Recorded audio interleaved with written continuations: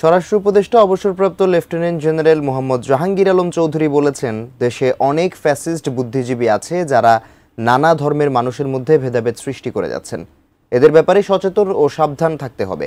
শুক্রবার সন্ধ্যায় আশুলিয়ায় বোধিজ্ঞান ভাবনা কেন্দ্রে কঠিন চিবর দানোৎসব অনুষ্ঠানে কথা বলেন তিনি। উপদেষ্টা বলেন, আইনশৃঙ্খলা পরিস্থিতি উন্নত হয়েছে, আরও উন্নতি হবে।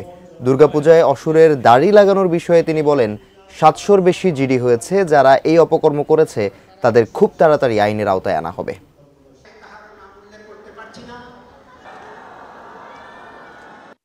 প্রায় 700-র উপরে যারা এই যে দাড়ি লাগিয়েছে, এগুলির অলরেডি আমরা জিডি করেছি এবং তাদের আইনের আওতায় আনার জন্য তাদের কেস করা হচ্ছে, এবং যারা এই অপকর্মটা করছে তাদের আমরা খুব তাড়াতাড়ি আমরা আইনের আওতায় নিয়ে আসবো। এখানে কিছু কিছু ফ্যাসিস্ট আছে এবং ফ্যাসিস্টের সাথে সোকল ফ্যাসিস্ট ইন্টেলেকচুয়ালও আছে, তারাও কিন্তু এই জায়গায় ইন্ধন দেয়।